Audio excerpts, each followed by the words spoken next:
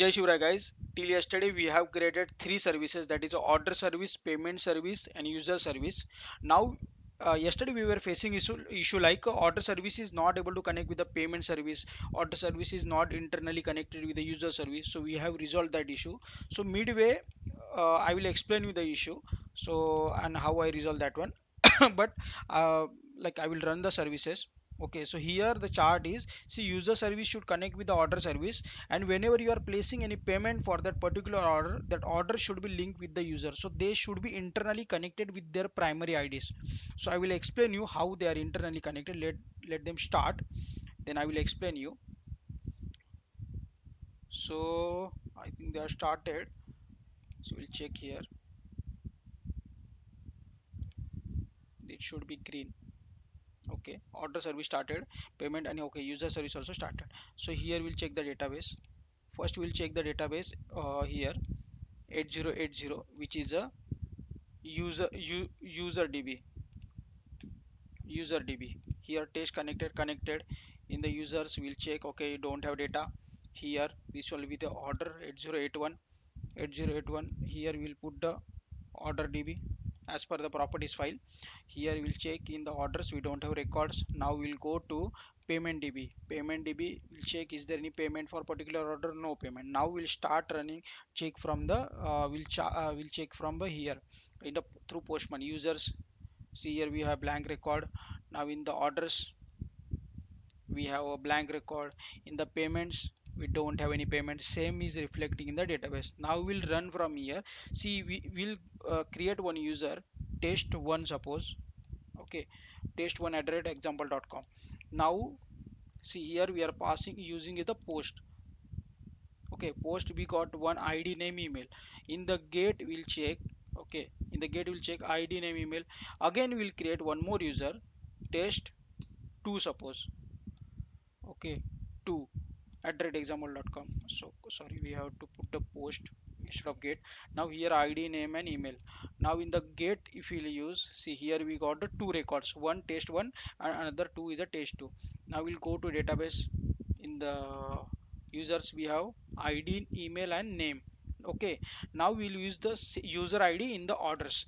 Now in the order, suppose we are placing for, now we have one user id.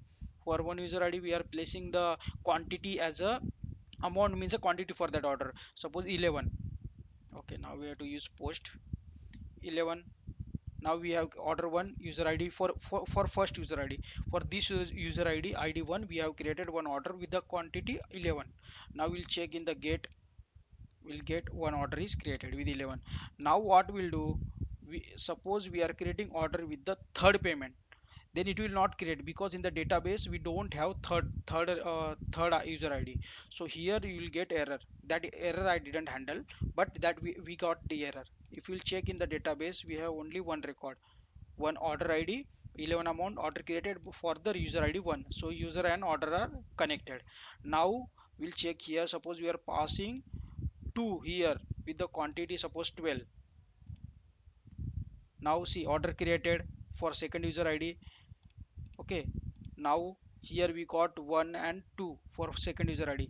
Here we can create multiple orders also. Suppose for second we are creating one more, suppose 13 quantity. See, order created for second user id, because we have second user id here in the database. So here, see, you will get order 1 for second user. Again for second user we have created third order id. So here in the order we will get three orders with the second user id as the same. Okay, now you got to know order and user id are connected. Now we'll go to payments. Payments, see, here we, for now we have two orders, order 1 and order 2, 1 2 and 3. Now what we'll do, for order id 1, we'll place we'll do the payment of suppose 20,000. So here payment 1, order 1, amount 1. Now this order id 1 is connected. Now here you will check transaction id, means uuid concept I have used, so that you can get to know. Okay, now here if you'll check, okay, payment id, order id. So here you, in the database also you can check for first payment order id 1 is there. Now for one order user id 1 is there. See how they are internally connected. Now we can place multiple, like suppose I'm placing for order 4 20,000. It will, see here post, suppose I'm using here I'm using, so here it will give internal error, because here in the database you will check. See, we don't have fourth order. Suppose we are placing the it for third order. See, we got success. So that's what I'm saying. See, internally they are connected. So that's why, see, first order, then for third order I have connected, done the second payment, which is the 20,000. So they are internally connected. So this way you can check in the database also. See, so I have done the payment one for order one with 20,000, transaction ID created. Now this one is a primary key, this is a foreign order ID is a foreign key. Now here order ID is a primary key and user ID is a foreign key. Again go to the 8080, here ID, this user ID is a primary key. So this way we can connect user, order and service, payment services with each other. So this will be helpful for the future whenever we are using Kafka. So tomorrow we are going to use delete and update command, so that it will be whole CRUD operations for us in the project, so that it will be helpful for our future microservices structure.